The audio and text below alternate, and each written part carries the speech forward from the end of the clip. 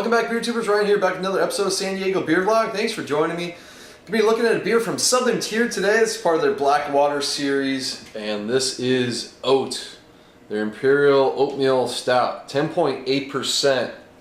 Big beer. Let's get it open, check it out. I have not had this beer. I believe this is the only beer from the series that I have not personally tried. I have not reviewed them all, however, but in fact, this might be the first one I reviewed. Because I don't think I've done chocolate or creme brulee or mocha or Jah-va. So anyway, I just threw this one in the freezer real quick just to get it below room temperature.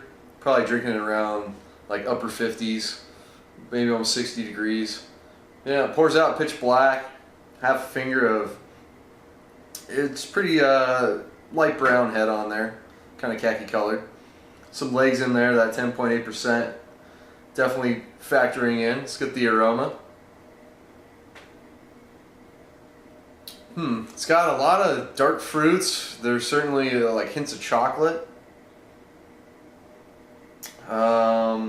Little bit of alcohol note still. Actually, there's a date on this bottle. It looks like this beer's a year old. It says 10/11/11 on it for bottling. So I'm gonna try it with a year. Still hints of alcohol though on the nose. You're definitely getting that creamy kind of oat texture on the nose. Kind of hard to explain, but it is there. There's a deep kind of roast, kind of like dark chocolate into coffee character in there as well. So it smells pretty good. Let's dig in. Cheers.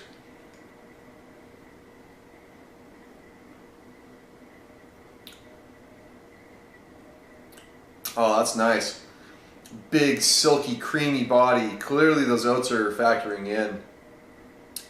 Follows the nose pretty well, except I'm not really picking up any alcohol on the flavor itself.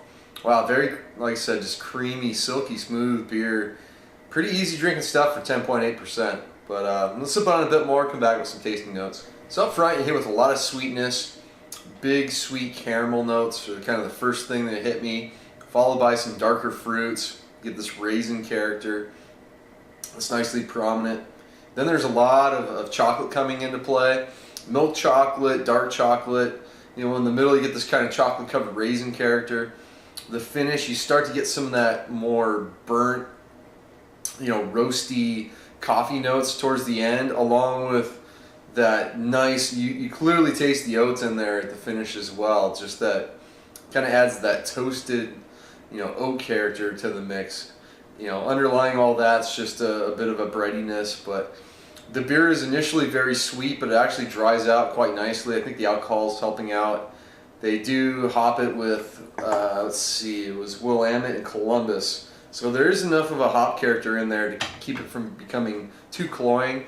I'd like to see how it is fresh, if maybe it's sweeter and some of the sweetness is, you know, aged out after a year. Hard to say, I've never, since the first time I've had it, but it's pretty well balanced. There's a little bit of lingering sweetness and a little bit of like a darker grain tannin character, a little bit of that sort of burnt roasted character.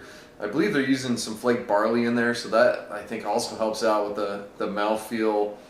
It's just an easy drinking beer. Some nice complexity to it, so it's an easy A for me. I recommend this beer. Definitely check it out. It's I think one of the most drinkable beers in the series, at least by yourself, because it isn't overly sweet, doesn't have all that big vanilla character like the other ones do. It's not cloying at all, so I recommend checking out Southern Tier's Oat. That's going to wrap it up. Until next time, please comment, subscribe. Cheers.